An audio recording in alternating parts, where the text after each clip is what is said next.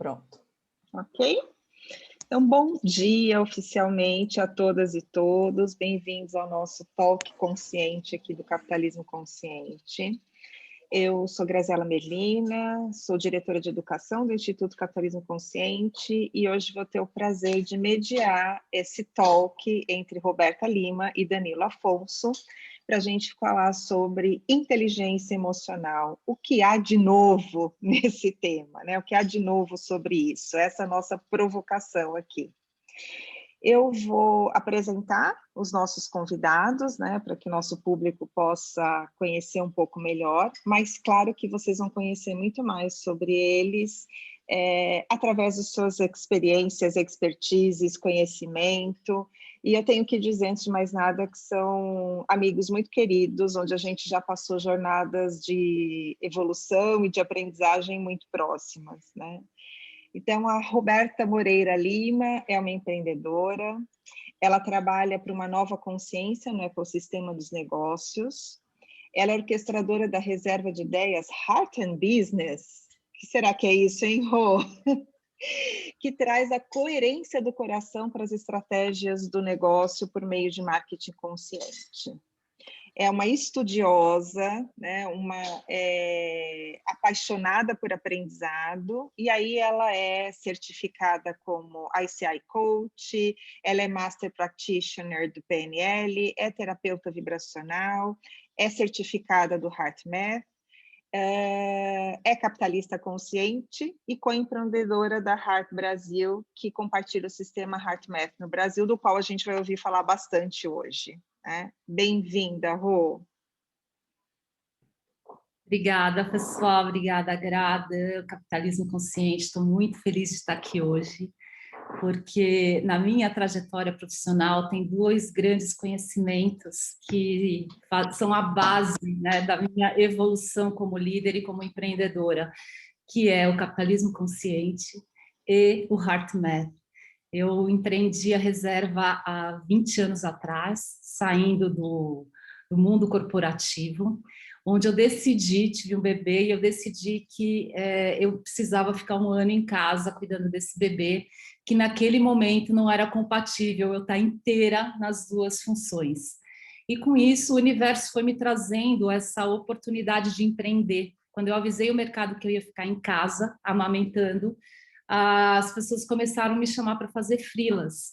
E aí vieram marcas importantes e eu vi ali a oportunidade de empreender. Mas como empreender se eu queria amamentar? Então, o primeiro insight que eu tive foi fluir em rede, né? Eu vou montar essas equipes de acordo com os desafios, mais focado em estratégia de marketing e comunicação, e vou fluir assim até eu poder voltar para o mercado formal.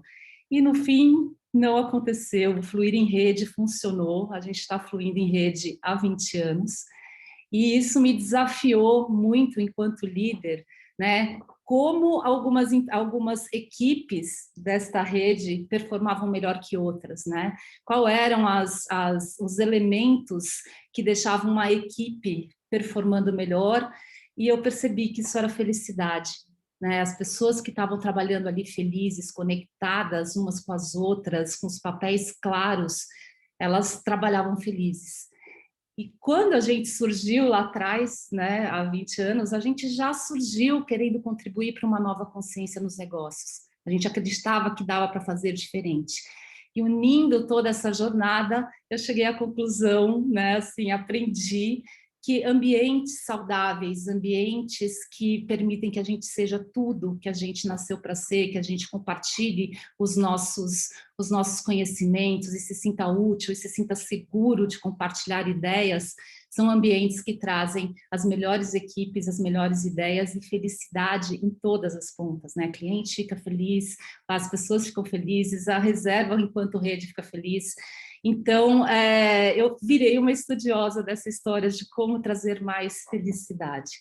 E comecei uma jornada profunda de autoconhecimento, de entender, quando eu conectei com a Grazi e o capitalismo consciente há uns 8 anos atrás, isso transformou a minha vida. A gente sempre teve equilíbrio entre os stakeholders, porque éramos em rede. Então, aquela pessoa que estava compartilhando o coração e o talento dela era tão importante quanto um cliente.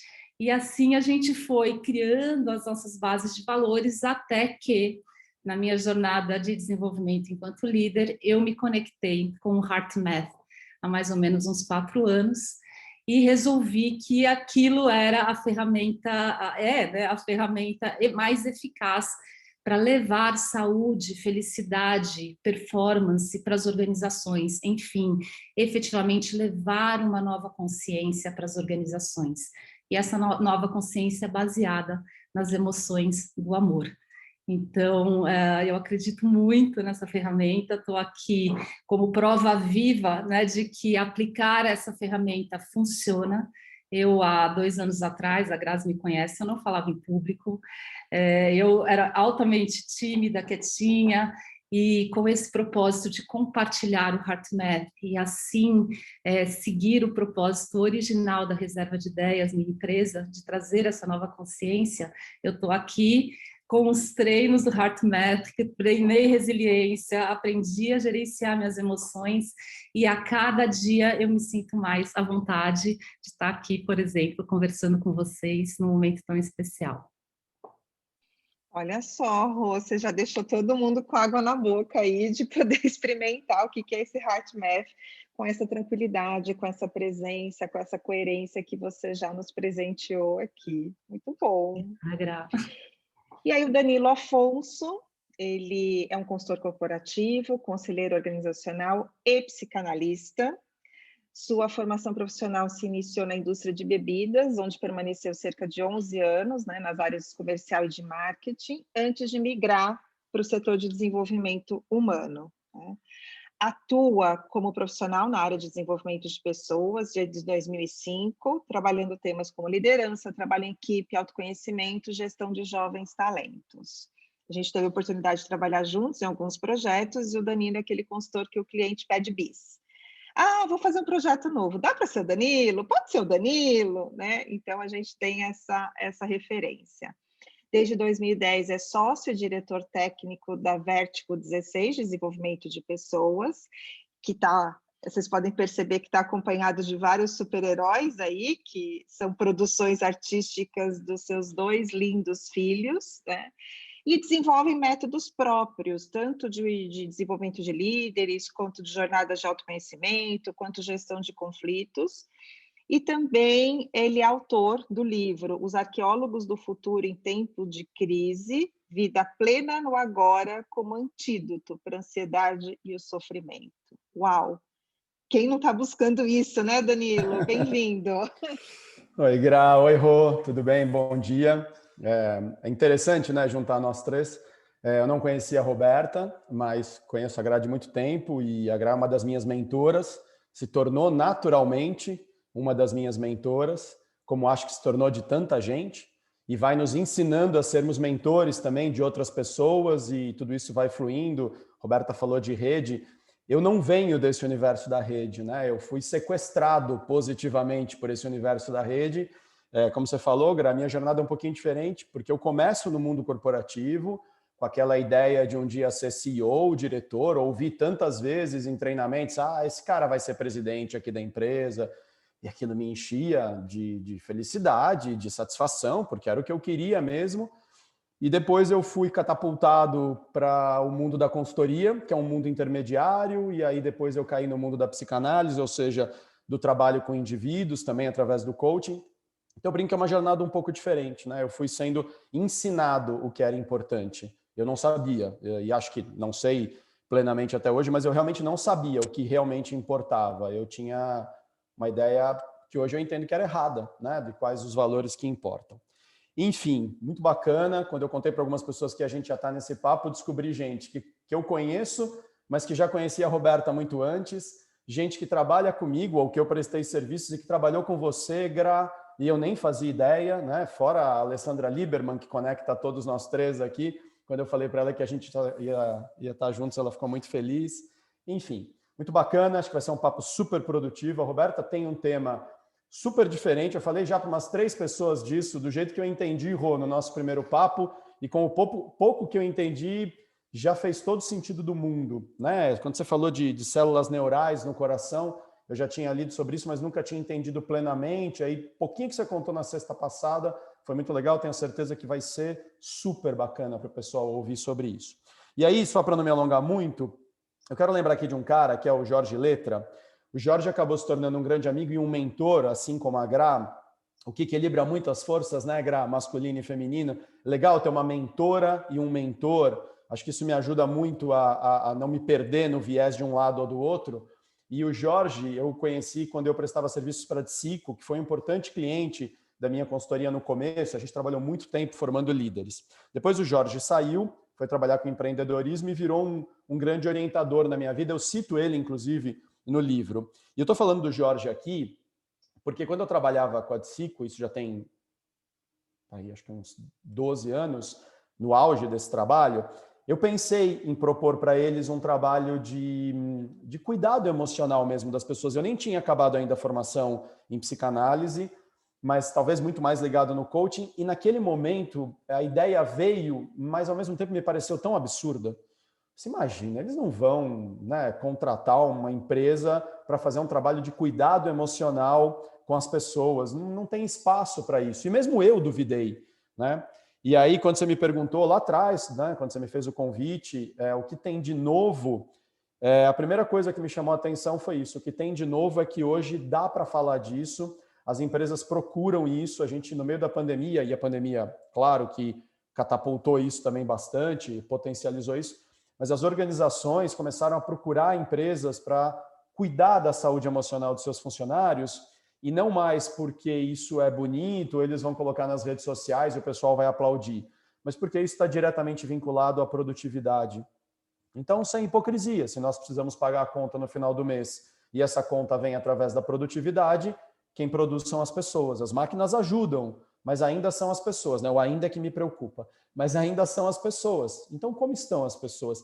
E eu acho que o que tem de novo, a gente vai falar disso, é a diminuição do preconceito, a possibilidade de falar disso. A gente está até desenvolvendo um projeto de calibração emocional, eu confesso que eu adoro essa expressão, que eu acho que há alguns anos atrás não tinha espaço. Se eu chegasse nas organizações falando disso, imagina, falar de aconselhamento pessoal, até de terapia, de fazer grupos para discutir como estão as emoções, regular as emoções, talvez ia parecer um papo muito distante do mundo organizacional. E aí, pensando neste universo, que eu estou um pouco mais próximo ainda por conta da consultoria, acho que tem essa diminuição. Então, acho que vai ser um papo muito legal. Obrigado por ter pensado nisso e tenho certeza que a gente vai conectar boas ideias aqui. Bom dia para todo mundo. Muito bem, Dan, obrigada. E é bom a gente saber, né, que o que tem de novo, num primeiro momento, num primeiro olhar, é essa quebra de preconceitos ou paradigmas que possam existir em torno do tema, né? Que falar de emoções é um espaço tão importante, tão relevante quanto falar de qualquer outras coisas que a gente tem hábito de falar no meio organizacional, né? Eu queria só pedir para que as pessoas que quiserem enviar perguntas colocarem no chat, porque à medida que os palestrantes vão falando, eu vou tentar fazer a curadoria aqui das questões para apresentar para eles também. E como a gente está falando o que há de novo sobre isso, eu queria só fazer um resgate histórico muito rápido, porque se fala de inteligência emocional desde 1920. Então, de fato, quando a gente lança esse tema, a gente fala assim, nossa, de novo isso? Né? Por que a gente está falando de novo sobre isso, se lá em 1920 já se falava? Mas eu acho que é muito bacana a gente olhar com um olhar evolutivo, né? Como é que esse tema foi se reinventando ao longo do tempo? Então, quando ele surgiu lá em 1920, ele era relacionado, a definição dele era sensatez nas relações humanas. Então, ser inteligente emocionalmente é ser sensato na forma como eu me relaciono com as pessoas, né? Com o que quer que signifique sensatez em 1920. Né?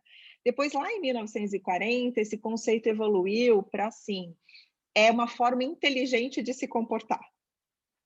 É quase como os que são mais velhos aí na nossa audiência talvez lembrem, quando nosso pai e mãe olhava para a gente e por um olhar a gente sabia que era para ficar quieto e cruzar as pernas, né? Então, comportamento inteligente. Depois, em 1950, já começou a aparecer como um sinal de força. As pessoas que tinham inteligência emocional eram pessoas fortes. e talvez entendesse inteligência emocional por entenda a sua emoção e engula, porque você precisa ser forte, né? Aí lá em 1980 foi entendida como uma forma de processamento da informação. Então, como tem gente que processa informação pelo mental racional, tem gente que processa informação pelo sentir e pela emoção, mas muito relacionada à aprendizagem, né? Não relacionada às relações. Em 1990, o termo foi cunhado no mundo acadêmico através de 2 pesquisadores americanos que lançaram o primeiro artigo oficial sobre isso, dizendo que é a capacidade de monitorar as emoções suas e dos outros. E aí, em 1995, a gente tem o emblemático lançamento do livro de inteligência emocional do Daniel Goleman, que daí sim esse termo passou a ser popular, né? Passou a ser usado e pelas organizações, pelos meios e pela própria psicologia. O que é legal da gente observar, e eu vou começar talvez a pergunta para o Danilo, que é assim, quando o Daniel Goleman cunhou esse termo e ele se tornou popular, ele trouxe 5 pilares, né? Ele sustentou 5 pilares: autoconhecimento, autocontrole, automotivação, empatia e relacionamento interpessoal. Nós estamos em 2021. Esses pilares permanecem vivos? A gente continua sustentando eles? Eles vêm de uma outra ótica? E aí, do teu lugar de psicanalista, né? Quando você está ali no olho com a galera, o que você percebe que, em termos de emoções, ainda é uma resistência, uma dificuldade, ou tem alguma barreira da gente acessar e falar sobre? Gra, foi muito legal esse resgate que você fez, porque acho que, especialmente no mundo corporativo, tem muito a leitura da inteligência emocional a partir do Goleman, porque ele tem 2 formações muito interessantes, né? Ele tem o viés da formação psíquica, psicológica, mas tem o viés do jornalismo também. Então, ele tem a capacidade da linguagem, né? De conseguir explicar. Quantas vezes a gente vai assistir uma aula de um professor, uma professora espetacular, mas é difícil acessar o conhecimento, porque às vezes o discurso é hermético, o uso das palavras é sofisticado demais, às vezes para a audiência, ou só não é uma habilidade daquele indivíduo a comunicação. E o Goleman uniu isso. Mas, de fato, não é um tema novo. Mas você sabe, Gra, que a hora que você começou a falar, eu pensei o seguinte, pô, por que a gente vai falar de novo? Ué, a gente vai falar de novo porque a gente não aprendeu ainda. Ué, faz 5.000 anos que tentam falar de amor e a gente não aprendeu ainda? Há 2.000 anos atrás, alguém, sem viés religioso, vamos ficar só na filosofia por enquanto, no viés da posição filosófica. Há 2.000 anos atrás, alguém falou sobre oferecer a outra face diante de uma agressão, não num sentido de covardia, mas num sentido de interromper a violência e dizer, você precisa me bater? É muito necessário a você me bater? Então bate logo, vamos acabar com isso e vamos seguir a vida, né? E até hoje a gente não aprendeu a lição, então alguém xinga, a gente quer xingar de volta. Né? Alguém nos agride, a gente quer agredir de volta. Então, por que se fala de inteligência emocional em 2021? Porque a gente ainda não aprendeu a importância de regular as emoções. Do ponto de vista psicanalítico, talvez o que a gente mais perceba, ou o que eu percebo, eu também estou aqui no viés da minha posição, mas é uma dificuldade mesmo de enfrentar os seus demônios, né? De dizer, puxa, eu sou feio também de vez em quando e eu tenho uma sombra dentro de mim que não é bacana. Especialmente, acredito eu, que pelo nível de exposição que a gente se encontra hoje, assim, é muito difícil não deixar rastro, né, meninas? É muito difícil. A gente deixa rastro para tudo, seja pelas compras que a gente faz, seja pelos sites que a gente visita, seja pelas mensagens e fotos que a gente publica, a gente vai deixando rastro. E aí, ao deixar rastro, a gente vai se expondo. E aí, ao se expor, a gente é julgado, naturalmente. Que é outra coisa que há 5.000 anos falam para a gente parar de fazer, para de julgar o outro. Né? Aceite o outro do jeito que ele é. Isso não quer dizer que você não possa propor uma melhoria para o outro, mas não julga. E isso é tão natural em nós, nossa, tão natural em mim. Eu sou um poço de julgamento, né? Ainda bem que eu não ando com um chicote na mão, senão eu estava com as costas em frangalhos, porque o tempo inteiro eu me vejo julgando as pessoas. E a gente sabe que não deve fazer isso, mas a gente faz. Então eu acho que este medo de ser julgado pelo outro e descobrir, portanto, que a gente tem elementos para fornecer ao outro e permitir que ele nos julgue e nos veja feio, é o que faz a gente ficar muito na defensiva.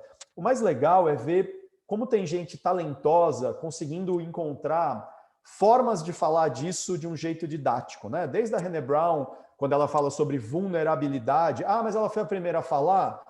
Gente, não importa quem foi o primeiro, importa quem está conseguindo acessar a mente das pessoas. Eu já vou deixar o gancho para a Rô, o coração delas, né? Porque quando a gente fala de coração, talvez durante muito tempo a gente metaforizou a questão do coração. O coração como uma coisa bonitinha, mas que no final das contas a neurociência nos explicou que está aqui dentro, que as emoções são todas processadas aqui dentro, pela química que o nosso cérebro ordena o disparo dentro do nosso organismo, etc. e tal. E acho que a Rô vai subverter um pouquinho esse entendimento. Não é só o cérebro que vai disparar a questão emocional, o coração também, mas não vou entrar na seara da especialista, mas foi uma delícia ouvir um pouquinho do que ela falou, só para deixar a curiosidade do pessoal. Mas então, portanto, a questão do medo de ser julgado, e que, portanto, é um medo de descobrir-se feio emocionalmente, quer dizer que eu também, de vez em quando, sou malvado com os outros, mesmo que eu não queira? Sim. De vez em quando eu falo mal, eu fofoco dos outros? Sim. Eu brinco, né, que na fofoca a gente tem que eliminar aquilo que tem em excesso. O que tem excesso na fofoca? Tem 2 sílabas fo. Então, tira uma delas e fica o quê? Foca. Foca no que é importante. Que bonita teoria, agora vai praticar. É difícil. Na hora que a gente vê, a gente está com medo de ser desqualificado, de não nos convidarem para aquela festa que eu nem queria ir. Eu nem queria ir. Se me convidar, eu também não vou. Mas eu quero ser pelo menos convidado para ter o direito de dizer não. Eu brinco que é a síndrome do não convite. Eu não vou, mas você tem que me dar o direito de dizer não vou, né? Então, assim, esse medo de ser rejeitado, que ainda é uma coisa muito infantil, né? Ainda é esta questão de não ter desvinculado o cordão umbilical emocional de pai e mãe, né? Se até o filósofo lá que eu citei agora há pouco, o Jesus, eu não vou falar do Cristo para não misturar religião por enquanto, mas o Jesus lá falou do ofereça outra face, mas ele também falou rejeitai pai e mãe. Pô, mas o que ele quis dizer com isso? Que absurdo, né? Como é que pode um ser supostamente iluminado falar de rejeitar pai e mãe? Mas ele não está dizendo rejeitar e de largar eles na sarjeta. Ele está falando de corta o cordão umbilical, aprende a andar com as próprias pernas, aceita quem você é e trabalha a partir disso. O problema é quando a gente não faz isso. E aí a gente fica ainda preso aos personagens que a gente precisou desenvolver na vida para sobreviver na família, socialmente, na escola, na igreja, ou seja lá onde for. O Edu Casarotto fala uma coisa que eu gosto muito, Gra. Às vezes, não dá para a gente buscar a resposta quem sou eu, para depois começar a trabalhar. Eu primeiro preciso conseguir responder o que está em mim que não sou eu. Como a roupa está aqui, nos representa, mas ela não é a minha essência. E o que mais tem de comportamentos, crenças limitantes, como diz o Richard Barrett, etc., que estão em mim, mas não sou eu. Quando eu tirar tudo isso da frente, aí eu consigo começar a enxergar a essência. E aí eu vou conseguir entregar para o outro a minha verdade. E aí nós caímos na questão de que inteligência emocional não é apenas eu regular as minhas emoções. É eu regular também as atitudes que eu vou ter com o outro, pensando como talvez eu vá afetar esse outro. Eu não tenho como controlar como ele vai se sentir, mas eu tenho como controlar aquilo que eu vou fornecer para ele. Se eu conhecer ele um pouco, eu consigo regular melhor, né, o que eu vou fornecer. Como é que eu vou fazer isso se eu não conheço nem direito a mim mesmo? Se tem tanta coisa em mim me protegendo, uma carapaça, uma couraça de caráter, como falava o Reich, né, que me faz ficar tão pesado a ponto que eu não enxergo mais nem o meu coração, né, Rô? Eu não escuto mais o meu coração, e não é mais só o coração neurológico, eu passo a não enxergar mais e escutar mais o meu coração órgão mesmo, né? O que ele está me mandando de mensagens. Então, acho que a maior armadilha é essa. É o medo de olhar para si e descobrir eu sou incompleto. Eu não sou, eu não me basto. Não, e tudo bem. E é interessante você trazer esse olhar, Danilo, porque a Silvia, uma das participantes aqui, lembrou do Atlas das Emoções, né, que foi construído, e que ele fala das emoções num sentido muito amplo, né, não fica só nas emoções do divertidamente que a gente conhece ali, né, raiva, medo, alegria, etc., mas vai ampliando isso. Mas fica a pergunta, pelo que você traz, que a gente ainda está aprendendo a lidar, inclusive com essas básicas, né? Que a gente ainda está aprendendo a reconhecer que significado que ela tem para a gente, né? Eu costumo refletir o seguinte, a gente tem mais facilidade em reconhecer e assumir emoções que são socialmente aceitas, né? Então, eu dizer que estou triste é socialmente aceito. Afinal de contas, você tem motivo para estar triste, né?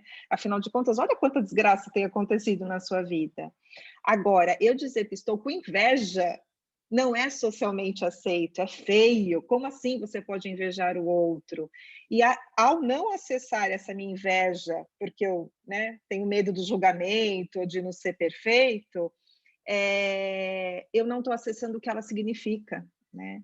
E a inveja, não no sentido de não querer que o outro não tenha o que ele tem, mas a inveja no sentido de olhar para o que o outro tem e falar, nossa, acho que eu também posso, acho que eu também consigo, olha que inspiração, ela tem uma força. Sim, né? Gra, Então, uma citação rápida aqui do Jung, mas na verdade o Jung está citando uma paciente dele nessa frase, o que é muito legal, porque foi o próprio indivíduo que descobriu isso. É mais ou menos assim: eu sempre pensei que se eu aceitasse as coisas, em mim especialmente, elas me sobrepujariam, elas me dominariam. E aí ele diz, é totalmente o contrário. É somente aceitando as coisas do jeito que elas são que eu posso fazer alguma coisa em relação a elas. É tão simples que chega a ser assustador, né? perfeito, tão simples que chega a ser assustador. O eu aceito é libertador, né? E aí, Rô, eu queria te ouvir, porque assim, o Danilo trouxe para a gente uma reflexão do mundo dos psicólogos, né? De como a emoção atua na gente, no nosso comportamento, na nossa atitude, o quanto que a gente aceita ou não aceita, o que que impede, né? O que que afasta a gente das nossas próprias emoções. Mas a ciência também olha para isso, né? E como é que é esse olhar matemático do coração, esse olhar da ciência? O que eu acho incrível no sistema HeartMath é isso, né? A gente só vai deixar de julgar quando a gente tiver autoconsciência do funcionamento do julgamento para nós mesmos, né? Porque se a gente julga fora, é porque a gente está julgando muito aqui, né? Auto-julgamento. Então, o Instituto HeartMath, ele surgiu nos Estados Unidos há 30 anos para estudar o órgão coração, né? E por que emoções intensas, sejam elas de dor, sejam elas de amor, né, geravam mudanças fisiológicas. E eles desenvolveram aí mais de 400 estudos, e são vários estudos derivados dos estudos HeartMath, que contam para a gente, né, o que acontece na nossa fisiologia a partir da emoção. Então, no estudo sobre resiliência, e a resiliência para o HeartMath significa não só a gente se recuperar de situações desafiadoras, mas também poder se preparar e também enfrentar as situações no momento, on the go, pelo gerenciamento da energia do nosso corpo, do nosso sistema. Né? Nós somos sistemas, né? Sistemas interligados aqui internamente, sistemas que se interligam mental, emocionalmente, espiritualmente, fisicamente, e desenvolvendo a resiliência em todos esses aspectos, a gente está no nosso potencial máximo, que a gente chama de coerência do coração.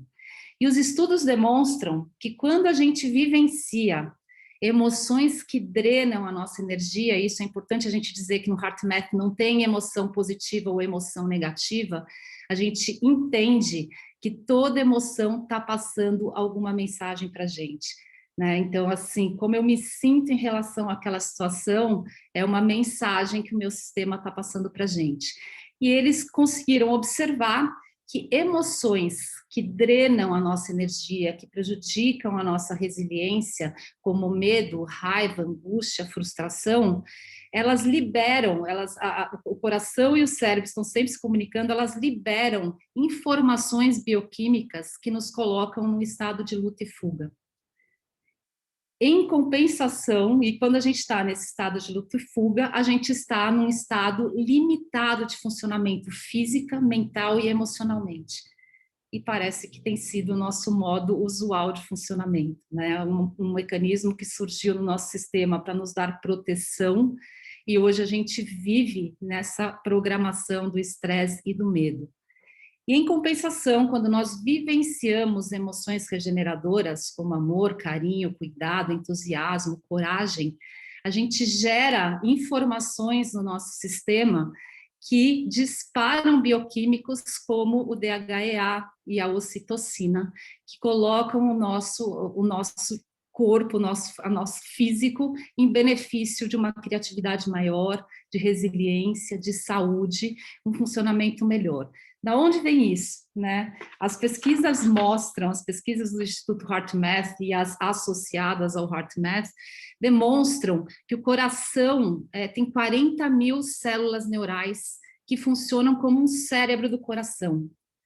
Então, o coração tem uma sabedoria própria, memória e uma inteligência, né, que se a gente conectar aí com a informação que vem da espiritualidade, da filosofia, né, é como se abrisse um portal para um novo tipo de inteligência, não a inteligência só mental, onde a gente está trazendo conhecimentos, programações, e que também vem a forma como a gente interpreta o mundo e dispara as nossas emoções, de uma inteligência que nos traz também uma capacidade intuitiva, e fica muito mais fácil navegar pela vida, né, com essa criatividade que vem de uma sabedoria maior, principalmente num momento tão desafiador como agora. Então, eles perceberam que quando esses neurônios do coração estão nesse estado de sincronia com os neurônios do cérebro, nós estamos no nosso funcionamento máximo, como se a gente tivesse um funcionamento otimizado. A gente fala otimizado, mas na real eu acho que é o nosso funcionamento original, né? Mas que a gente esqueceu porque está vivendo muito no estresse. E a segunda grande descoberta, que é muito interessante, é que o coração manda mais informação para o cérebro do que o cérebro para o coração. Né? Eles se comunicam o tempo todo, o coração se comunica com todos os sistemas do nosso corpo o tempo todo, mas a informação que vem do coração para o cérebro é em quantidade maior. Então, com isso, o coração se torna uma possibilidade de melhorar a qualidade da informação que a gente manda para todo o nosso cérebro. E tem mais, né? A grande outra pesquisa é que o nosso coração tem um campo eletromagnético que ele pode ser medido em laboratório em até 1 metro além do nosso corpo. E ele carrega informações de como nós estamos nos sentindo. Então, quando nós estamos nesse estado de coerência coração-cérebro, nós não só estamos promovendo mais saúde, porque a gente tem um alinhamento sincronizado do nosso sistema hormonal, do nosso sistema imunológico e do nosso sistema nervoso, e isso gera toda uma qualidade de funcionamento em todo o nosso corpo, todos os sistemas do nosso corpo entram em sincronia, em otimização energética. Então, é um estado que nos traz mais criatividade e clareza de pensamento, porque quando o nosso coração e o nosso cérebro estão em alinhamento e a gente não está no modo luta e fuga, envolvido nas emoções do medo, a gente pensa com mais clareza, né? A gente ativa as partes mais nobres do nosso cérebro e principalmente a nossa capacidade de autorregulação. Quando a gente está nesse estado mais coerente, a gente consegue sair de um estado de medo, contaminação das emoções que drenam e conscientemente escolher entrar num estado mais coerente, onde a gente vai estar funcionando melhor e pode reagir melhor àquela situação. E quando nós estamos coerentes, a gente carrega estas informações que podem ser fotografadas em laboratório, né, de como nós estamos nos sentindo. Hoje, os cientistas conseguem observar com 70% de certeza como uma pessoa está se sentindo simplesmente observando a variabilidade da frequência cardíaca. E aí a gente entra no aspecto fisiológico, né? O Instituto HeartMath percebeu que quando nós estamos num estresse, numa situação de estresse, os ritmos dos nossos batimentos cardíacos são erráticos. E isso demonstra que a gente está no luta e fuga e na nossa performance diminuída. em compensação com exercícios muito simples, que envolvem a regulação da nossa respiração, e isso gera um equilíbrio no nosso sistema nervoso autônomo, a gente promove batimentos cardíacos mais harmônicos, e os nossos ritmos cardíacos passam a funcionar numa onda equilibrada, e isso pode ser medido por um aparelho de biofeedback.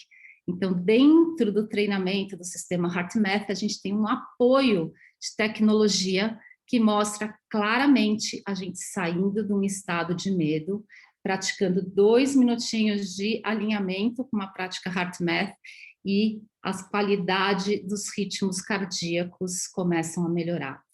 Então, é uma grande parceria entre a regulação fisiológica a partir do coração, onde a gente respira no coração e começa a alinhar o nosso sistema nervoso autônomo, se torna mais coerente, e então, essa é a grande, eu acho que essa é a grande novidade, a gente ativa uma emoção regeneradora. Quando a gente ativa essa emoção regeneradora, a gente entra num estado mais profundo de coerência, e com isso entramos no melhor de nós, e ainda irradiamos essa frequência no campo de energia do nosso coração. E com isso a gente contribui com ambientes melhores, e as pesquisas demonstram que pessoas coerentes têm o poder de influenciar a coerência do outro sem que ele saiba. Tem uma pesquisa que feita assim, uma amostra de 400 pessoas, e eram 4 pessoas numa sala de reunião. 3 delas estavam treinadas no sistema HeartMath, usando o aparelho de biofeedback. E elas eram instruídas a entrar e sair do estado de coerência, ativando emoções regeneradoras ou não. A 4ª pessoa estava na sala sem consciência nenhuma, sem ter nenhuma técnica, usando o aparelho de biofeedback. Toda vez que os 3 entravam em coerência, a coerência dessa 4ª pessoa também melhorava. Então, isso também nos traz o poder, não só de nos autorregularmos, né, mas como o Dan falou, essa coisa da gente ter o poder, né, de regular emocionalmente os nossos entornos, os nossos ambientes, sejam eles de trabalho ou de família. Sensacional, né? Saber que a gente tem uma influência muito maior do que talvez a gente imagina ou tenha consciência, né? E imagino que o contrário também aconteça, né, Rô? Se a gente está vibrando nas emoções desgastantes, né, a gente também está refletindo isso no entorno, né? Sim, é muito comum a gente perceber isso nos ambientes de trabalho, né? A pessoa que está incoerente, né, ela já sai estressada do trabalho, vai para casa, isso contamina a casa, aí ela dorme mal, porque quando a gente está incoerente, a gente está disparando cortisol, e cortisol em excesso tira o sono, fora todas as doenças que pode gerar no decorrer da vida, né? Aí ela não dorme bem, no dia seguinte ela chega no trabalho, ela já está drenada, né? E com que campo ela chega nesse trabalho? Né? Como é que ela pode ter uma postura positiva e influenciar positivamente seus liderados se ela está completamente drenada? Né? Então, eu acho que a grande consciência que o HeartMath traz para a gente é que, a partir da análise de como a gente funciona, cada vez mais coerentes, a gente vai conseguindo observar, né, por que eu reajo dessa forma a essa situação? Por que essa situação me traz determinada emoção? Precisa ser assim? Será que eu não posso ressignificar? Ou não? É assim, né? Então, como eu lido com isso?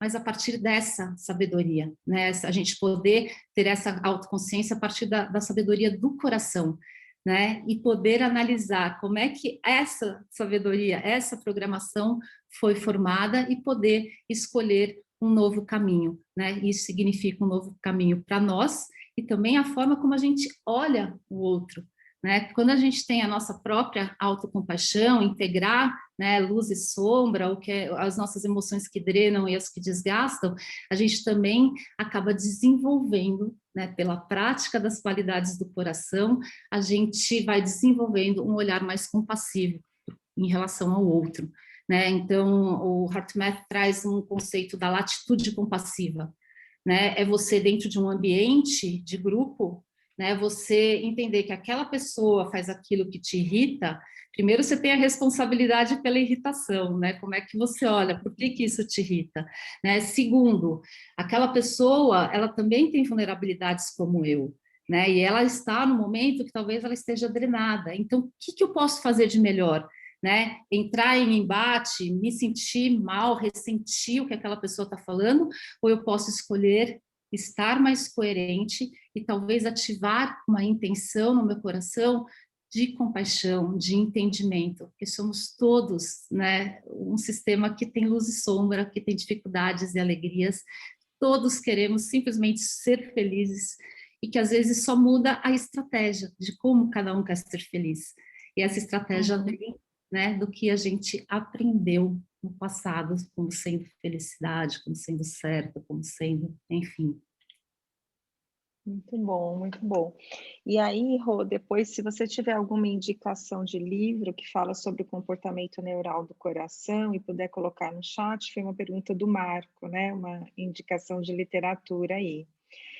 Mas eu queria puxar um gancho do que você trouxe, que é sobre, poxa, né? Então, se... e dá um spoiler para quem está pedindo dicas práticas aqui, de que a gente vai ter uma prática mais para o finalzinho aí do nosso encontro. A Roberta vai conduzir uma prática de coerência para a gente aprender como usar isso no dia a dia, tá? Então fica o spoiler aí do final. Mas o que me chama atenção é quando você traz essa coisa do individual e coletivo, né? Que essas coisas acontecem ao mesmo tempo, né? E eu fico me perguntando em ambientes de trabalho, em organizações, em times, porque quando a gente fala de capitalismo consciente, né? Que é o nosso talk aqui, a gente fala de um pilar muito importante que é a liderança consciente. E essa liderança consciente, eu estou entendendo que ela tem um poder de influência no campo, né, que ela consegue formar em termos de emoções regeneradoras ou desgastantes, muito grande. Então, não é só sobre aprender a fazer gestão, não é só sobre aprender a mapear a cultura da empresa, também é sobre aprender as suas próprias emoções, porque isso afeta o todo. Então, eu fico imaginando que um líder que está no modo luta e fuga, ele está influenciando a equipe a estar no modo luta e fuga também. Só que se ele está no modo criatividade, ele também está permitindo espaços criativos acontecerem, né?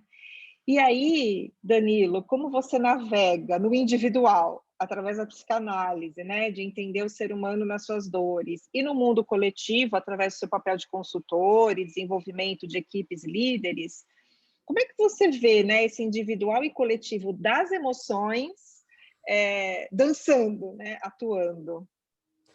A Roberta estava falando e alguém perguntou aqui no chat, poxa, mas as filosofias orientais, né, já não falavam isso há muito tempo?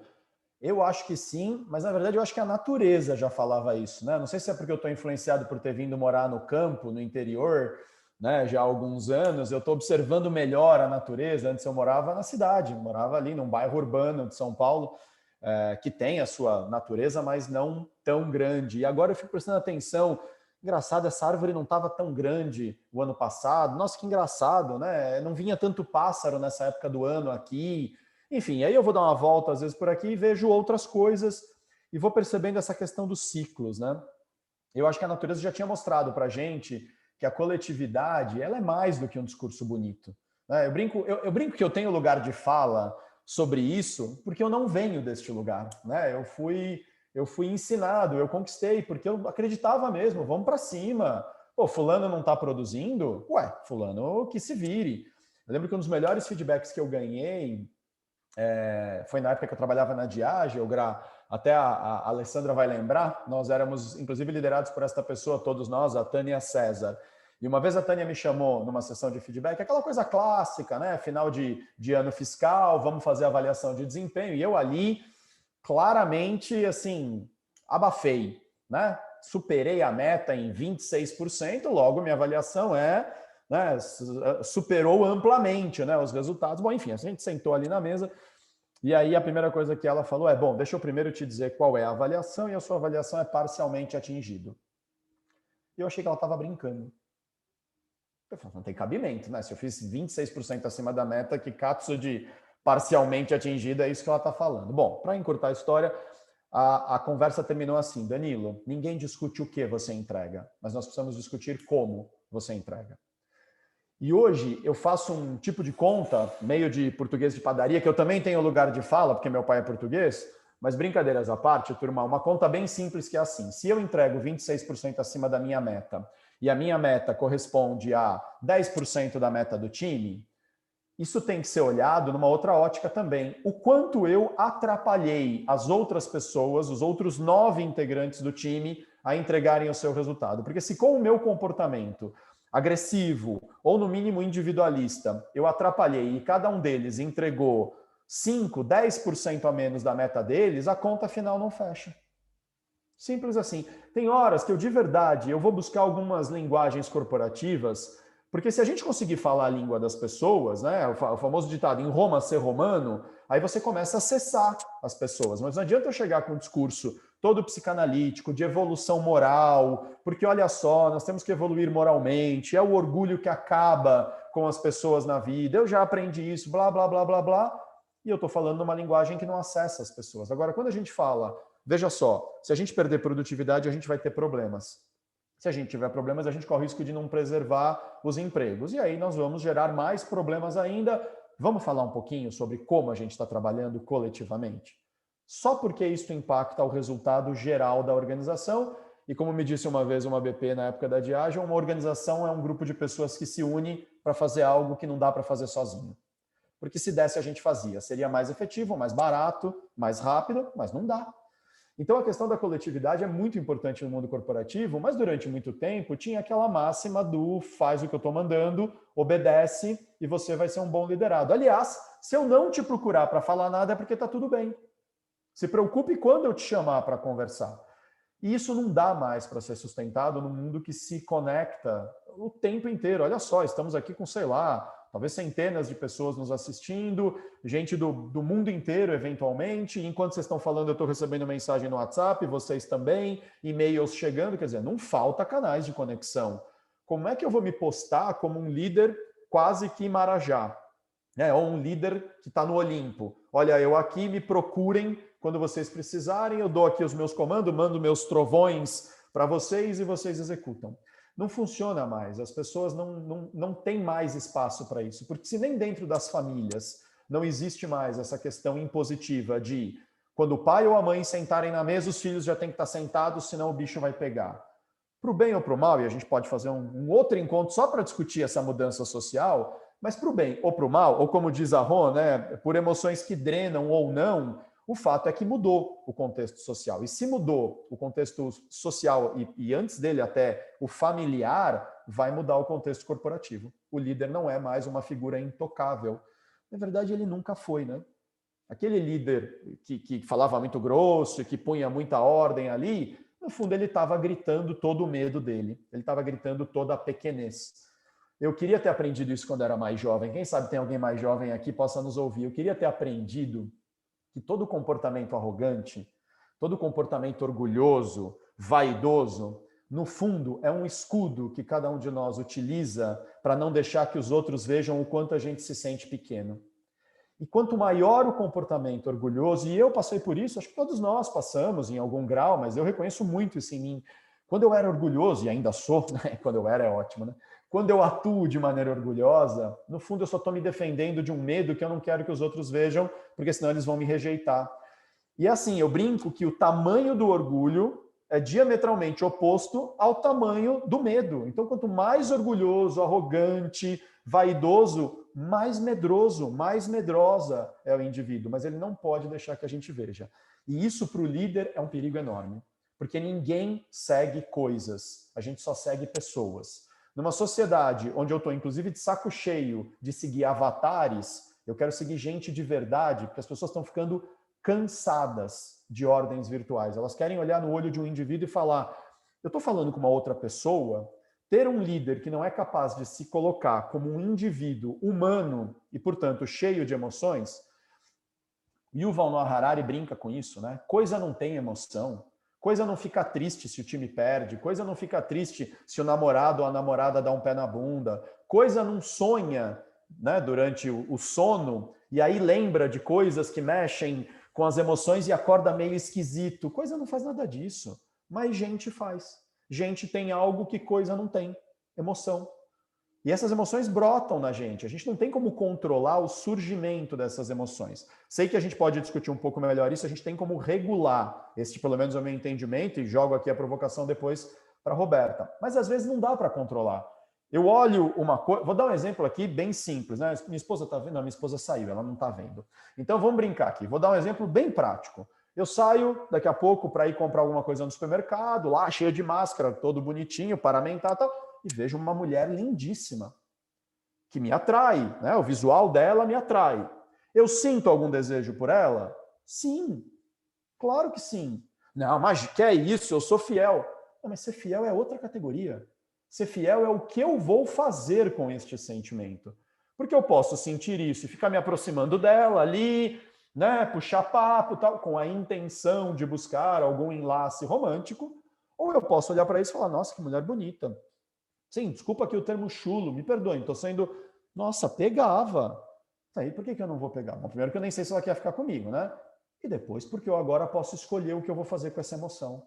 Eu vou dar vazão para isso? Se eu der vazão para isso, eu tenho que saber que eu posso machucar uma outra pessoa que espera de mim um compromisso de lealdade e de fidelidade, porque eu disse que eu faria isso. Mas eu posso também ignorar isso e falar, bobagem, né? Vou lá. Percebe? Não tem a ver com o surgimento da emoção. A emoção surgiu simplesmente porque ela existe, porque existe relacionamento social, projeção, tesão, um monte de outras coisas. O que eu vou fazer com isso agora é responsabilidade minha. E um líder precisa reconhecer isso no mundo organizacional. Ele pode ter vontade de bater a mão na mesa e falar, puta que eu pariu, que saco a atitude de... Claro que ele pode fazer isso. Poder a gente pode qualquer coisa, pode sair correndo pelado na rua, pode sair dando tiro nas pessoas. Infelizmente não tem gente que faz isso. Poder a gente pode, mas tudo que a gente faz tem consequências. Eu sou capaz de arcar com as consequências? E eu acho que os líderes têm que começar a pensar se eles são capazes de arcar com a consequência de continuarem numa posição de eu mando, você obedece, não serem mais seguidos por ninguém e virarem um líder sem liderados. Vira um líder que parece um cadáver ambulante, parece um zumbi dentro da organização. Ele fala, fala, fala, ninguém escuta. E aí ele tem que apelar para a violência, aí ele tem que apelar para um comportamento mais duro. E aí entra no último ponto, perigosíssimo também, tema para uma outra conversa, que é o assédio moral, e que hoje está muito mais bem regulado do que jamais esteve. Então hoje é muito fácil gravar alguém fazendo um assédio moral, é muito fácil denunciar, porque tem muitos canais, e a lei está um pouquinho mais clara, até porque já tem jurisprudência.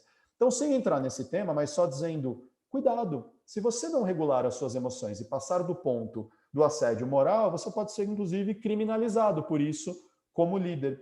Então, é tanta coisa para a gente pensar que tudo tem que começar num ponto de partida. Qual é o ponto de partida? Como você está hoje? Você presta atenção em você? Tem uma frase que eu gosto, vou deixar essa pergunta aqui no ar. O que é que está pedindo passagem em você? E talvez já esteja pedindo passagem há muito tempo e você não está ouvindo e isso está te custando muito a ponto de fazer você já nem saber direito mais o que você está fazendo nesse mundo, o que justifica a sua existência. A partir do processo de escutar isso, você vai começar a entender um pouco melhor quem é você e aí você vai ter disponibilidade para entender o outro. Porque o Paulo Gaudêncio foi brilhante quando ele disse: a qualidade que eu dou para escutar o outro é igual à qualidade que eu dou para ouvir a mim mesmo. E eu acho que vice-versa. O Paulo é um desses brasileiros brilhantes, não muito conhecido do grande público, mas sempre que eu posso falar dele, eu falo, porque tem coisas lindas dele, tanto em livros quanto em vídeos. Mas acho que volta de novo a questão do autoconhecimento, né? Que é o ponto de partida, o Goleman já disse isso, para o desenvolvimento da inteligência emocional. O líder que não se conhece vai ter muita dificuldade em fazer gestão de pessoas. Muito bom, muito bom. Qualidade da escuta, né? E aí, isso tem uma super conexão com o que a gente tem pregado no capitalismo consciente, né? Que a gente diz o seguinte: estamos vivendo num mundo com uma agenda 2030 bastante urgente, né? A gente tem uma série de prejuízos para correr atrás, né? Em termos de planeta. A gente tem 17 ODSs que nos levam para esse lugar do desenvolvimento sustentável, e a gente acredita que existe uma ODS zero. E que o ODS zero é ampliação de consciência sobre si e sobre o mundo. Porque a partir dessa ampliação de consciência, eu posso entender qual é a real do planeta, qual é a real da educação, qual é a real da saúde, qual é a real da pobreza, mas ao mesmo tempo entender qual é a minha real e como é que eu atuo para influenciar isso positivamente. Né? E aí o Danilo citou aí a autorregulação como um caminho, né, da gente se responsabilizar, né, da gente chamar o ODS zero para a gente, da gente se conscientizar que influenciamos todo o resto. E aí, Rô, eu queria te ouvir sobre isso, sobre essas estratégias de autorregulação. Vamos sim, adorei a fala do Dan, principalmente nessa coisa de que nós, como gente, como ser humano, né, temos essa capacidade de autorregulação. Aliás, nós somos a única espécie no planeta com essa capacidade. E eu acho que líderes que conseguem ter esta consciência e desenvolver o que a gente está chamando de uma competência, né, de entrar nesse estado otimizado de funcionamento, que é um estado natural da gente, que quando a gente está em coerência, é o estado do flow que a gente tem quando a gente está fazendo um hobby, quando a gente está num momento feliz, criativo, é um flow, né, e a gente pode escolher estar nesse estado. Né, sair desse estado mais incoerente e ir para um estado coerente. E o que eu acho mais, e aí tem essa consciência de que o líder se entende como um sistema, né? Como eu alinho os meus sistemas físico, mental, emocional para servir melhor as minhas equipes e ao meu propósito, né? Ao propósito da organização que eu estou associado. Mas o que eu acho mais importante, né, para os líderes é que eles possam, nesse momento de tanta complexidade, poder dar espaço e serem facilitadores da cura e da evolução da consciência das suas pessoas, né? Seja facilitando que elas estejam nesse estado de melhor performance, de melhor felicidade, realmente dando acesso a essa sabedoria e espaço para que essa sabedoria possa estar inserida, né, a autorregulação, a prática das emoções regeneradoras, possam estar inseridas na cultura das suas organizações. Né? A gente, na reserva de ideias, a gente está falando de como a gente consegue viabilizar culturas heart-based, culturas baseadas nas qualidades do coração. Por quê? Né, essa prática, né, de autorregulação, a continuidade desta prática de autorregulação, treinando o físico e treinando a emoção, ela muda a nossa linha de base. Em 6 a 9 semanas de prática, numa amostra de 12 mil pessoas, ela chega a diminuir 56% de depressão, 43% de ansiedade, diminui fadiga, melhora o sono, melhora a intuição, melhora a resiliência como um todo.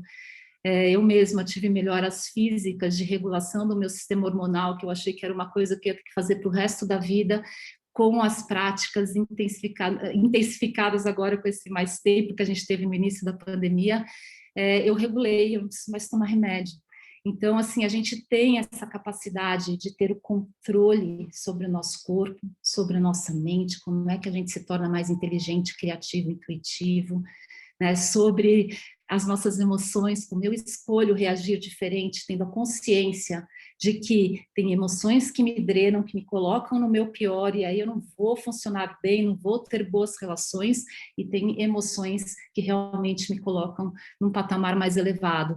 Então, eu acho que o papel da liderança hoje é despertar para essa competência e poder facilitar o desenvolvimento desta competência e gerando mais felicidade, mais saúde.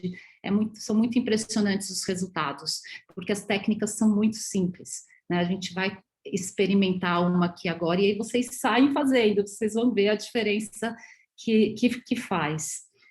Então, acho que é isso que eu queria, na verdade, convidar. E uma curiosidade, né, sobre esse estado de coerência cardíaca é que quando a gente está nesse estado, a gente gera uma frequência medida em laboratório de 0,1 Hz. Então, imagina, a gente está nesse estado, é um estado que a gente percebe como um estado de melhor qualidade, a gente se sente mais feliz, mais pleno, a gente está vibrando em 0,1 Hz. 0,1 Hz é a frequência do sistema cardiovascular. Então, por isso que quando a gente está nesse estado, facilita toda a comunicação do nosso corpo, as funções do nosso corpo. E o que é mais curioso, e as pesquisas do HeartMath se ampliam para isso, é que quando a gente está nesse estado, a gente está na frequência do campo geomagnético da Terra, 0,1 Hz. Então, é como se a gente estivesse em ressonância com toda a humanidade e com todo o planeta Terra. É impressionante como a gente começa a ter uma visão mais aberta para observar os sinais do universo, a sincronicidade. É como a gente passasse a entrar num alinhamento energético mesmo, enquanto indivíduos, que a gente fala de coerência individual, enquanto grupos, coerência social, enquanto seres humanos, coerência global. E os estudos vão o quanto nosso estado de coerência individual e em grupo podem interferir nas frequências do planeta e vice-versa. Nossa, uma baita responsabilidade nossa, né? Assim, se a gente olhar esse lugar, né, de como é o impacto todo. E aí, isso me puxou fazer uma pergunta que o Egberto fez aqui no chat, que se existem diferenças ou se existem semelhanças ou tem relação entre inteligência emocional e espiritual, né? Não sei quem de vocês gostaria de falar disso, ou se de fato é alguma área de estudo de vocês, mas quando a gente fala em emoção, né, inteligência emocional e espiritual, em algum momento, Rô, você trouxe a inteligência intuitiva aí para conta também? Como é que é isso no ponto de vista de você? Na verdade, assim, quando a gente fala do desenvolvimento da resiliência, né, a gente fala de 4 grandes domínios, né, o físico, o mental, o emocional e o espiritual. Né, a gente, estudando mais profundamente o HeartMath, a gente sabe que existem estudos espirituais mais profundos sobre a sabedoria do coração, né, que se unem um pouco com as discussões que a gente ouve de vida inteira, né, de várias tradições espirituais. Mas no caso do estado de coerência, quanto mais coerente nós estamos, a gente acessa principalmente o nosso senso de propósito, de valores. Né? A resiliência espiritual é a capacidade que a gente tem de ser flexível com os pontos de vista dos outros, né? Com a forma como cada um navega, mas sempre na certeza, na conexão com o nosso próprio propósito, com o nosso próprio valor. No meu caso, que eu sou uma pessoa que estudo profundamente espiritualidade, é uma coisa que me move, eu adoro, regenera a minha bateria. Eu estudei muitas tradições, né, e todas elas trazem o coração como um acesso à reconexão com nós mesmos. Né? Então, eu vejo no sistema HeartMath a comprovação científica, né, de que todas essas filosofias tinham, de alguma forma, alguma dica. Né, para mim, hoje, né, a Roberta, eu acredito que o propósito da humanidade é retornar ao amor, né, e que o coração é um portal. E quando a gente diz de emoções que desgastam e emoções que regeneram, as que regeneram são as emoções ligadas ao amor, né, que é a base de muitos conhecimentos, principalmente o curso em Milagres e o curso de Amor, que são 2 tratados espirituais que fazem parte da minha formação. Né? Segundo eles, assim, o medo não existe, ele só é uma ausência de amor. A gente se esquece de que estamos todos unidos dentro de uma frequência, essa frequência do amor, né, que está alinhada a esse 0,1 Hz do estado de coerência, né, e que o medo ele pode ser de alguma forma neutralizado, né, por essas emoções. A gente fala que emoção com o coração cheio de emoções regeneradoras não tem espaço para o medo, ou pelo menos tem menos espaço para o medo, e que o medo funcione com a função principal dele, que é nos proteger de perigos reais. E isso, para mim, é a evolução da consciência da humanidade, que passa pelas organizações.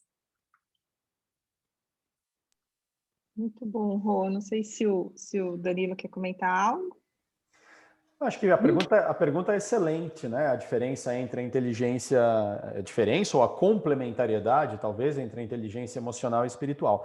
Acho que tem um ponto que é o fato da inteligência emocional ser uma fase transitória, me parece. Aqui eu vou dar uma percepção e não um diagnóstico, não uma certeza, mas uma fase transitória entre matéria e espírito, né? A emoção afeta a nossa vida espiritual, mas ela muitas vezes pulsa através da nossa vida física, material, o medo de sobreviver, né? Como a Roberta falou, quando eu tenho medo, significa que alguma coisa não está bacana e eu estou com um receio de que eu não vou dar conta, pode ser por um perigo real ou imaginário, mas tem a ver com matéria, tem a ver com o medo de não sobreviver.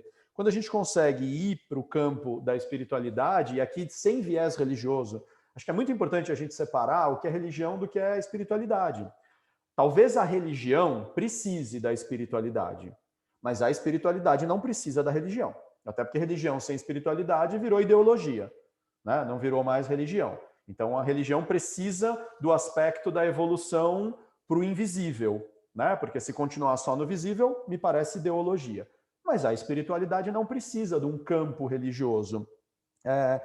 O que eu estudo disso tem a ver com os estudos do Eduardo Casarotto, da Revolução das Virtudes, e gosto muito desta ideia de que a nossa evolução espiritual, enquanto estivermos aqui como matéria, passa por elaborarmos melhor as nossas virtudes, ou seja, aquilo que traz benefício para o coletivo. Só tem uma coisa que, às vezes, meninas, eu sinto que é pouco abordado quando se fala disso do coletivo, e aí eu acho que eu tenho o meu viés também psicanalítico, que é falar do coletivo sem lembrar do eu. Não tem coletivo sem eu, porque sem eu não está completo o coletivo, né? Como a gente brincou, já disse para vocês que eu tenho usado muito essa imagem do quebra-cabeça. Monta um quebra-cabeça aí de 5.000 peças, há de ter alguém aqui que nos assiste que deve gostar de quebra-cabeça, de puzzle. Monta um quebra-cabeça de 5.000 peças e quando faltar a última, você vê que só falta aquele buraquinho, você fala, eita, agora vai acabar, que maravilha. No que você procura a pecinha, não veio. Perdeu. Poxa, para que ficar nervoso? Você já montou 4.999, né? Porcentagem mínima aí, 0,0025% do total, enfim. O fato é que provavelmente a pessoa vai ficar muito irritada se ela montar um quebra-cabeça de 5.000 peças, mas não tiver a peça número 5.000. Por outro lado, encontrar uma peça linda, maravilhosa, bem acabada, com verniz bonito, um papelão, né, ou sei lá, a matéria qual for, bonito, mas ela não se conecta a quebra-cabeça nenhuma, né, ou nenhum, provavelmente ou esta peça vai para a gaveta ou ela vai para o lixo. Mas eu volto a insistir, não é uma defesa do cuide de você e esqueça do mundo. Não, não, é cuide de você para que você possa ser uma peça do quebra-cabeça que se encaixe no mundo. Então, quando a gente fala de inteligência espiritual, eu acho que passa, sem dúvida alguma, pelo entendimento da coletividade e por um entendimento que essa coletividade também só vai ser boa se eu estiver bem. E aí o desenvolvimento das virtudes passa por eu estar bem sem egoísmo. Porque eu posso estar bem se eu ficar cuidando só de mim, só das coisas que são boas para mim. Mas é um estar bem, perdão, transitório, porque em algum momento alguém vai olhar para mim. Vocês falaram de inveja. Pois é, gente, eu não sei no bairro de vocês, mas aqui no meu bairro tem inveja, né? Eu tenho inveja às vezes, né? Só que além de inveja tem assalto. Por que assalto? Porque o outro deseja o que eu tenho e ele não tem. Ué, mas por que ele não vai trabalhar que nem eu trabalho? Eu acordo todo dia às 6 da manhã, começo a atender às 7, às vezes vou até às 9 da noite, fico estudando de final de semana, porque ele não sou eu. Porque ele é diferente, porque ele é outra pessoa, com outra história, com outra jornada, ele cresceu em outra família, ele leu outros livros, ou não leu, ou assistiu outros filmes. Então, muitas vezes existe um caminho que é, eu quero o que você tem e eu tomo. Então, se eu quiser viver só eu bem, vou acabar isolado numa caverna, me escondendo do mundo, só cuidando das minhas delícias, e aí eu perdi a coletividade, e aí a gente adoece, né? Porque a gente não consegue viver sozinho, pleno. Então, olha que coisa interessante, né? Eu preciso estar bem para me oferecer bem ao mundo, mas eu preciso entender que só quando eu me ofereço ao mundo, a minha vida ganha sentido. Alguém escreveu aqui a questão, e uma palavra chamada propósito, que assim como a inteligência emocional se fala tanto, né? Tem gente que fala, Danilo, pelo amor de Deus, vai você falar de novo de propósito? Eu falo, mas nós já entendemos o que isso significa? A gente já está vivendo com sentido e com propósito? A hora que a gente tiver, não precisa mais falar. Então, quando a gente entender e viver dentro do nosso propósito, eu brinco que a perguntinha básica do café da manhã é: o que justifica a sua existência? Quando você conseguir responder isso todos os dias, você flui. Mas enquanto a gente não tem uma resposta clara para isso, ou pelo menos uma pista dessa resposta, às vezes a gente está no processo que a Roberta falou, de proteção, de fuga, de briga, às vezes consigo mesmo. E aí, como é que eu vou evoluir espiritualmente se eu ainda estou preocupado aqui, né, com o meu, com o meu, com o meu, com o meu? Não tem evolução espiritual. Então é complexo, mas me parece que é um processo onde eu preciso entender o quão evoluídas estão as minhas virtudes, o quanto... E aí, de novo, olha só a conexão. Eu com os outros, as minhas virtudes para ofertá-las para o mundo, o quanto eu também consigo regular aquilo que o mundo me traz. Né? De novo, falando de regulação. E aí eu finalizo trazendo uma palavra que acho que você usou, Grau, a Roberta comentou, que é a questão da responsabilização. É difícil regular as emoções quando eu ainda me coloco na posição de vítima, né? Fazer o quê, né? Poxa, veio o desejo na hora e eu fui, eu comprei e não sei o quê. Uai, veio o desejo. E o que você fez com ele? Eu tenho dificuldade com essa expressão. Ainda preciso evoluir espiritualmente para aceitar melhor quando as pessoas me dizem eu não tive o que fazer. Falo, desculpa. A gente sempre tem, no mínimo, duas alternativas, mesmo diante da situação mais horripilante da vida. Sei lá, alguém pôr uma arma na sua cabeça e falar faça tal questão, senão eu dou um tiro na sua cabeça. É horripilante, porque a pessoa pode estar te pedindo para fazer algo tenebroso, nojento, horrível, ou ele vai tirar a sua vida. Então, neste momento, você tem duas alternativas. Aceitar o que ele está te pedindo e fazer, ou não aceitar e sofrer as consequências. Mas tem consequências nos dois modelos. Agora, eu não tive alternativa, me parece difícil. O que pode acontecer é, eu tinha duas alternativas e ambas eram horríveis. Ok, qual das duas você escolheu? Muito bom, Dan. E aí eu vou até aproveitar a intimidade do Thiago Pereira, que escreveu aqui no chat, te chamando de Danilão, e vou te colocar uma questão para a gente poder deixar os 10 minutos finais com a Roberta para a gente fazer uma prática, né? Mas a questão é assim, algumas pessoas estão escrevendo, poxa, é importante, é necessário, mas é difícil. Algumas pessoas estão escrevendo, nossa, é um assunto sensível para as organizações, como é que a gente leva esses assuntos para as organizações, né? Então, me parece estar no mesmo lugar, né? A gente está falando de algo que é percebido como importante e necessário, mas difícil e, às vezes, até no limiar aí das conversas organizacionais, né? Ao mesmo tempo em que você traz o tema da virtude, e eu tenho entendido virtude cada vez mais como o contraponto do vício, né? Porque a gente tem uma série de vícios aos quais a gente se entrega, mas a gente tem um esforço para dizer, não, para eu sobrepor aquele vício, eu preciso resgatar uma virtude, né? E a organização é cheia de vícios e a gente está totalmente, às vezes, submetido a eles, né? Então, Danilão, com o pragmatismo que o Thiago Pereira citou aqui, como é que é falar desse assunto difícil e sensível e levar essa pauta para as organizações? É preciso não ter juízo nenhum, né? Num primeiro momento. Porque se eu tiver juízo, eu não falo. Né? Eu vou me submeter ao processo de falar o que eles querem. E, de novo, gente, eles parece uma entidade, né? Eu volto a falar do Yuval Noah Harari. Não existe eles, a Unilever, a Pirelli, a Diageo, a DC. Não existe. Né? As organizações são ideias. Né? São prédios, são documentos. O que existe são as pessoas. Acontece que algumas lideranças ainda temem falar disso porque temem serem vistas como alguém muito mimimi ou que entrou numa coisa muito mística. Né? Só que algumas lideranças já começam a despertar para isso. Eu acho, Gra, que chega uma hora que a gente tem que decidir se a gente vai vibrar pelo medo, e aí pelo medo eu estou preocupado em sobreviver como consultor, então o que você quer ouvir de mim? Eu quero mais um workshop de feedback, eu quero mais um workshop sobre liderança para falar de resultado que tem que mesmo... Tá? Ou eu vou entender que esta é a regra do jogo. Eu insisto muitas vezes com alguns clientes, não tenta mudar o sistema de fora para dentro, não vai dar certo. Você só muda o sistema se você quiser participar dele e mudar ele de dentro para fora. Tá, mas se eu entrar nele, eu não vou ser sugado pelo sistema? Depende, o quão vacinado você está. A Rosana Doria me falava isso uma época que eu trabalhava num lugar que estava difícil por conta das relações, mas eu estava aprendendo muito. Ela falou, então, você está adorando trabalhar nesse lugar, mas as relações são duras. Você precisa aprender a fazer como fazem os enfermeiros. Primeiro você se paramenta, você cuida de você, põe máscara, luva, depois você vai cuidar de quem está doente. Né?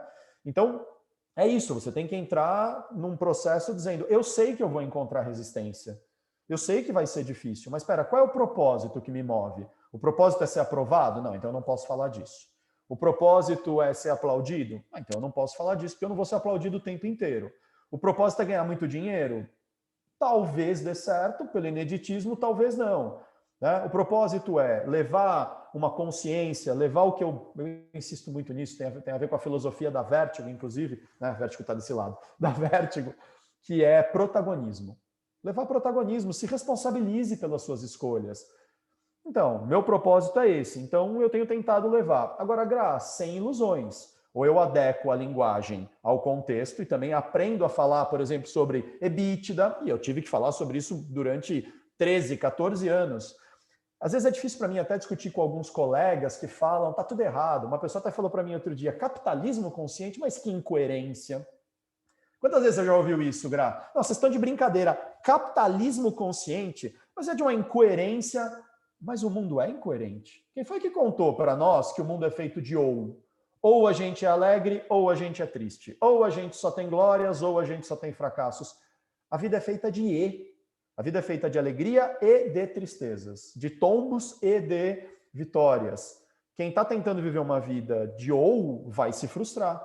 Então é isso, é capitalismo, porque é um sistema que está aí e ele gera muitas benesses, tanto quanto ele gera problemas gigantescos para o mundo. Agora, e se esta ferramenta, porque para mim o capitalismo é igual um martelo, é uma ferramenta. Eu posso pegar um martelo, dar na cabeça de uma pessoa que eu estou com raiva e posso rachar o crânio dela e matar, ou eu posso pegar um martelo e construir um móvel, uma mesa para uma família que estava comendo no chão. O martelo é bom ou é ruim?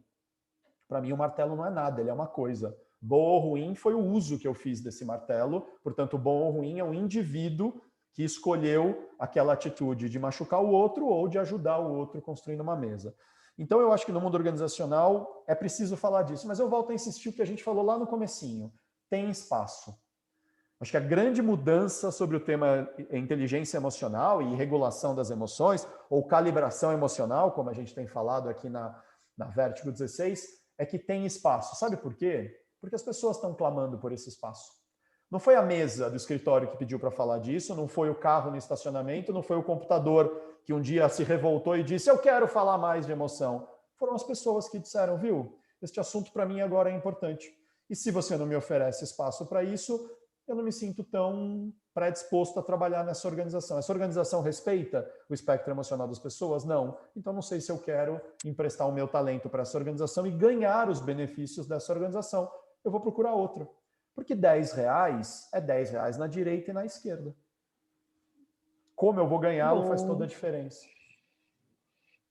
Muito bom, Bé. E antes de passar para a Roberta, para ela nos brindar aqui, nos presentear como uma vivência, né, uma experiência de autorregulação, eu queria só acrescentar uma questão, né, nisso que no chat as pessoas também estão trazendo isso, né, que muitas vezes a gente acha que a gente está tão certo, a gente está vendo a coisa tão do bem, né, do lado do bem, que aí a gente quer impor para o outro. E quando a gente vai querer impor para o outro, a gente entra no mesmo nível de energia dele, que está querendo impor para nós algo que a gente acha errado.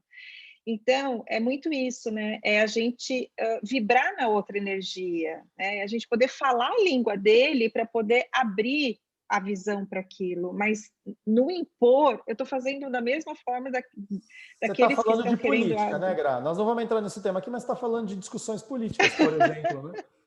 Por exemplo, né? Mas eu aprendi isso muito com o pessoal de Israel, quando eu passei a representar um jogo organizacional deles aqui no Brasil, que eu dizia assim para eles, nossa, tem uma empresa que precisa muito disso, tem uma empresa que tem que olhar para a nova economia urgente, mas eles não querem saber, eles não querem ouvir.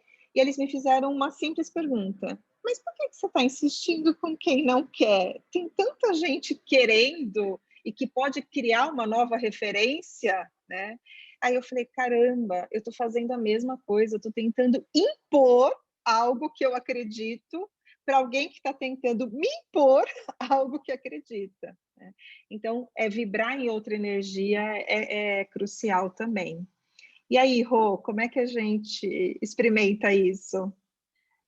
Eu vou compartilhar a técnica, mas eu acho, só para complementar a fala de vocês dois, eu acho que é o grande momento para a gente humanizar as relações, né? Eu acho que a epidemia evidenciou, né, as dores, as doenças, o quanto o sistema organizacional atual, que é focado no medo, adoeceu os seres humanos e os resultados, inclusive, né? Eu acho que é muito catastrófico.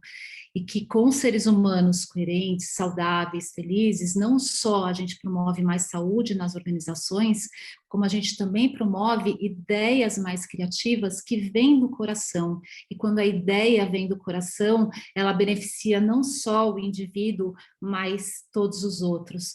Então, a reserva de ideias realmente abraçou, né, o sistema HeartMath para evoluir a consciência das organizações, né, partindo das pessoas e também chegando até nas ideias que são impactadas no mercado. Eu acho que esse é o momento para a liderança realmente despertar para esse papel de facilitar a cura e a evolução humana. Então, eu acho que estamos no momento certo para poder levar esse discurso. Existe uma abertura do coração, sim. E aí eu vou compartilhar então com vocês uma técnica que a gente chama de coerência rápida, que é exatamente a técnica que a gente mais usa para sair do estado incoerente, usando o aparelhinho, para as ondas mais coerentes. Primeiro passo, primeiro eu vou explicar, depois eu vou conduzir vocês. Então, primeiro passo, a gente traz a atenção para o nosso coração. Quando a gente traz a atenção para o centro do nosso peito, para esse centro do nosso ser, a nossa essência, primeiro a gente está tirando a atenção do fator estressor, então a gente está mudando de foco. Segundo, as pesquisas mostram que quando a gente traz a atenção para alguma parte do nosso corpo, a gente gera mudanças fisiológicas. E o que a gente está querendo gerar aqui são ritmos cardíacos mais harmoniosos, um estado de coerência cardíaca fisiológica. Segundo passo, a gente passa a respirar mais profundamente, mais devagar que o normal, imaginando que o ar está fluindo para dentro e para fora do coração. Dessa forma, a gente mantém o foco no coração e a gente promove um ritmo de respiração, de forma que o tempo de inspiração e de expiração sejam parecidos. Com essa respiração, tem muitos tipos de respiração, muitos de nós aqui já praticamos vários tipos, na yoga, no mindfulness. Esta respiração específica, ela gera um ciclo, 6 ciclos por minuto, e isso que gera a frequência do ponto 1 Hz, que alinha todos os nossos sistemas. Então, pela respiração, a gente equilibra os ritmos dos nossos batimentos cardíacos e passa a mandar uma informação de mais coerência para todos os nossos sistemas. E o terceiro passo, a gente aprofunda o estado de coerência cardíaca, ativando no nosso coração uma emoção regeneradora. Às vezes facilita a gente lembrar de uma situação, de alguém que a gente ama, de um bichinho de estimação, né? E a gente ativa gratidão, amor, coragem, aquela emoção que estiver mais disponível para você. E com isso a gente vai trazendo essas frequências para o nosso coração, para o nosso sistema e para o nosso campo eletromagnético. Então vamos lá, pessoal? Então vamos se colocar numa posição confortável. A gente pode praticar de olhos abertos ou fechados, é uma prática que vocês vão levar de presente, que vocês podem usar a qualquer momento para sair de um estado e entrar num estado melhor. E aí a gente traz a atenção para a região do coração. Quem preferir pode trazer as mãos para o centro do seu peito. E se conecta com o órgão coração.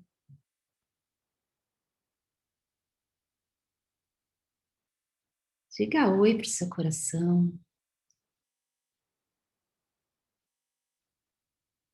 Cria essa conexão.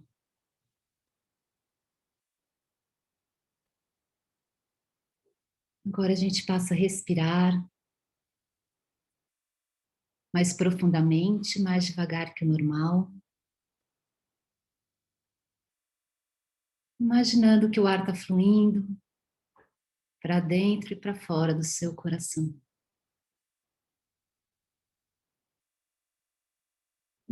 Busque um ritmo confortável para você, de forma que o tempo de inspiração e de expiração sejam parecidos. Mantenha o foco no coração, enquanto imagina o ar fluindo para dentro e para fora do centro do seu peito. Talvez você possa inspirar por 4 ou 5 tempos. Expirar por 4 ou 5 tempos. Nesse ritmo confortável. Observe os efeitos desse primeiro estágio de coerência no seu corpo, na sua mente e nas suas emoções.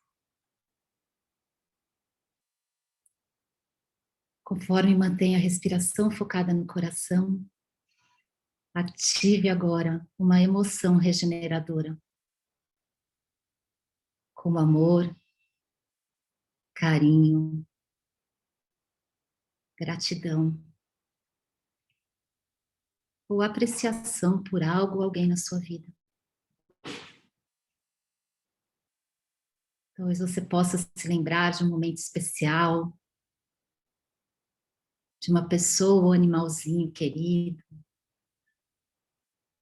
Simplesmente traga esse sentimento para o seu coração, conforme mantém a respiração ritmada.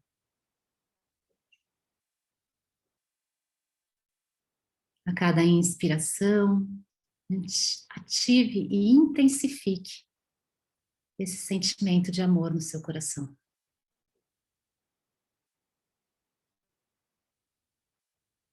Desta forma, você está aprofundando o seu estado de coerência cardíaca.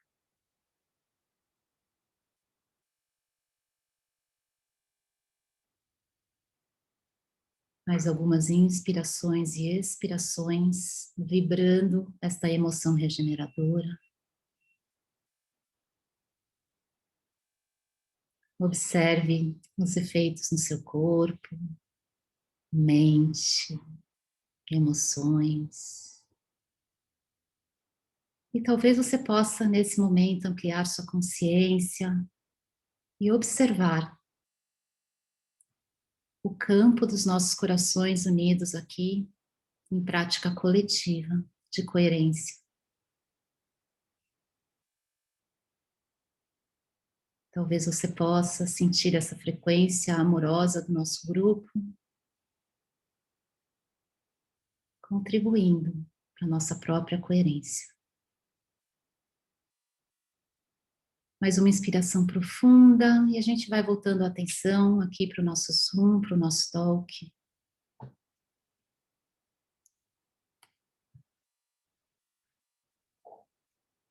Como você está se sentindo agora?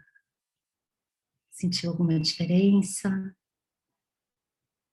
Faz parte da autoconsciência a gente observar como a gente entra e como a gente sai de uma prática.